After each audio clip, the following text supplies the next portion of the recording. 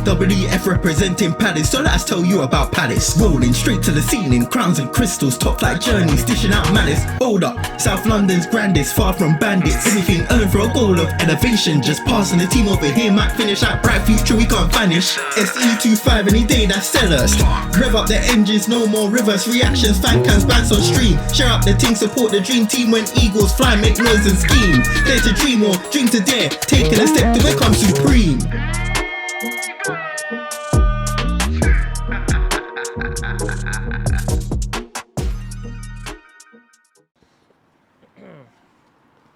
Yes guys, welcome back to Eagle-Eyed Football, and something a little bit different today. We are at Selhurst and this is the start of the season preview, let's say.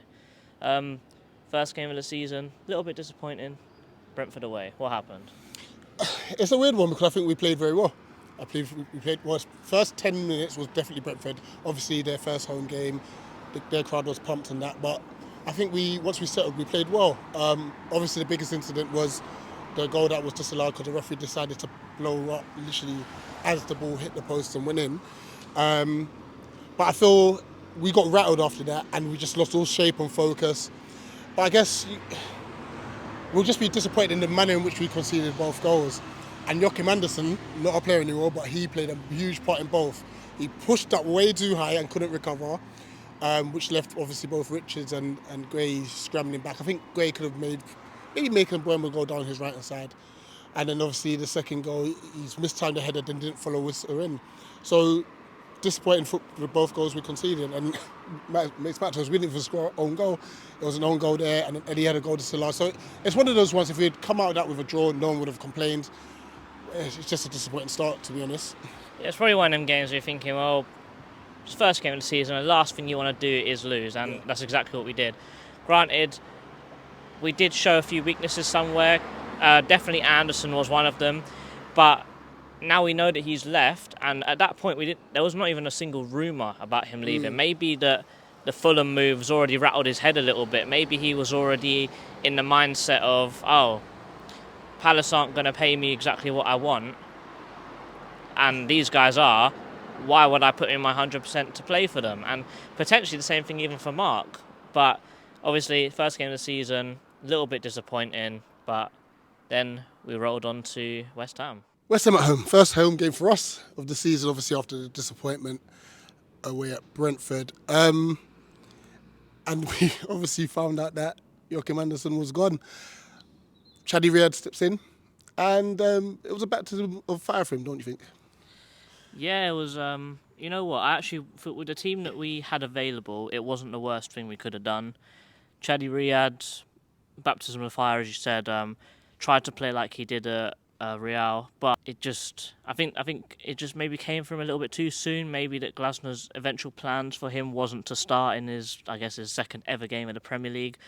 But to be fair to him, some things he did very well. He was very strong, very fast. He kept Antonio quiet, but the only thing is his passing was a little bit wayward. And I thought he did okay. You know, he definitely showed he was good in the air. He was very strong, but he did get injured, unfortunately, which is a massive blow. But to be fair, I think, considering all the circumstances, I don't actually think we did too bad in that game.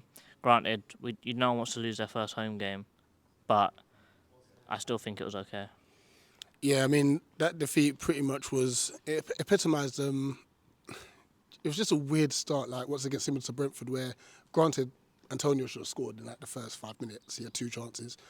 But then we didn't take ours, you know. Edward's chance, anyway. And then obviously, I think he's not here either now. Yeah, I think Eze should have done better with his shot, and then he was unfortunate to hit the crossbar.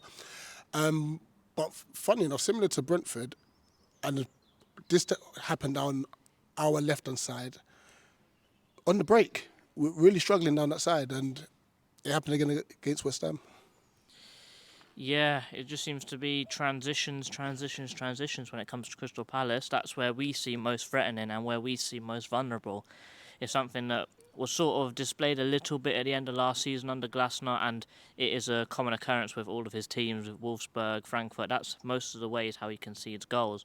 But there has to be something that has to change, and to be fair, I do think it changed a little bit against Chelsea with the setup. I feel like Obviously, we don't want to get into the Chelsea game right now, but the slight change of tactic and what Glasner did in the second half against West Ham, because that was a lot better performance, that sort of carried over into that Chelsea game that we played. Which we'll discuss right now. Finally, the third game of the season, Chelsea away. Chelsea won, Crystal Palace won, and only one guy that actually helped us in this game. But help us he did with scoring, but build-up play and everything else, not so much. I feel like Eze's performance was decent, but it wasn't a proper Eze performance. I feel like we still saw a little bit of that hero football that we were seeing from him in the first two games against Brentford and West Ham, where he thought he has to do it all on his own. But in this game, he sort of started to show at some points where he'd actually pass the ball to Kamada. He'd actually try and link up the play instead of trying to do everything on his own. But unfortunately, while trying to do that, he was potentially a little bit too much on his heels, a little too slow sometimes.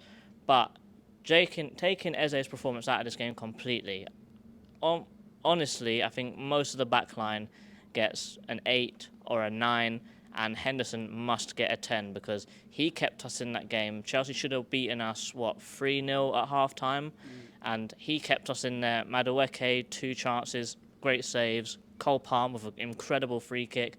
Still don't know how he got to it, by the way, but amazing performance from Crystal Palace, and it's exactly what we needed going into this international break. Yeah, and just on the back of us being slow, like the front three, all on their heels. Kamada have really struggled, to get into the game.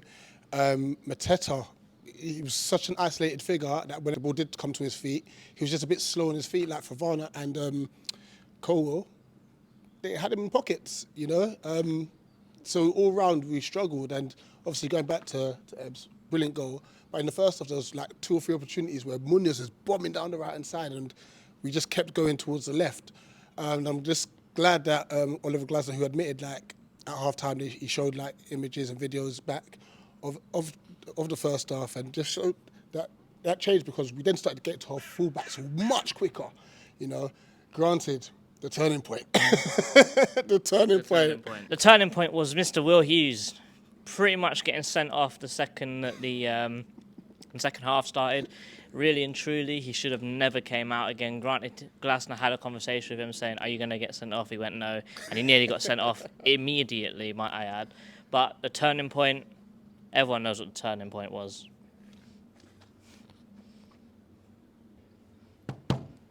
Check the Curry. Oh, man.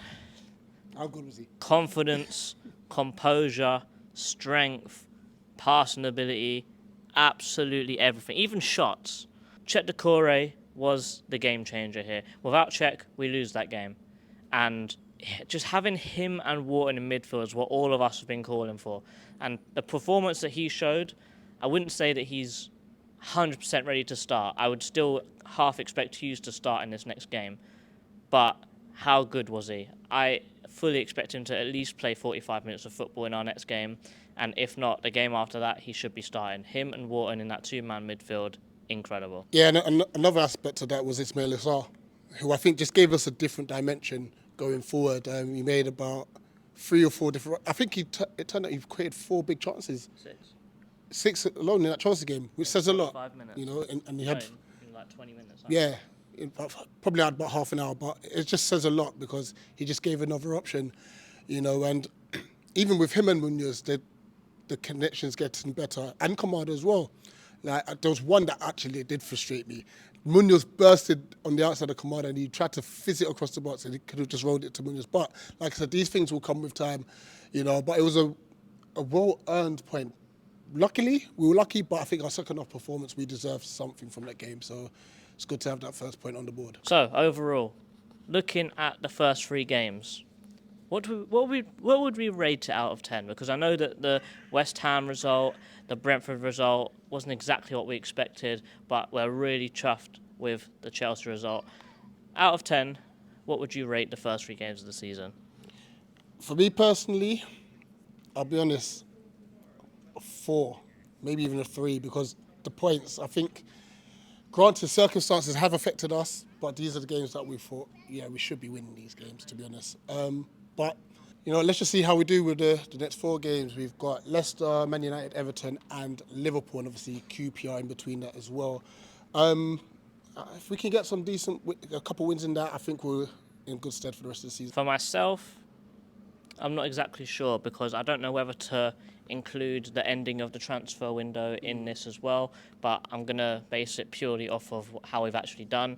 I think, bearing in mind how good that last point was, I still agree with you. I think it's about a 5 because the other 2 games we should at least be getting draws against as well. But it is what it is. I am looking forward to the upcoming games. We have now got our signings in Nketiah, Lacroix, Chalobah, the GOAT, Matt Turner. How shook were we when Henderson dropped down, by the way? Yeah, that was mad. When Henderson dropped to the floor against Chelsea, when he got a boot to the head or something, when Jackson scored, I was thinking, oh my gosh, Remy Matthews is about to play football here, isn't it? I am looking forward to the upcoming games. I do think that this is going to be a season to remember still. Granted, even though the start of it was pretty bad, remember what Oliver Glasner does.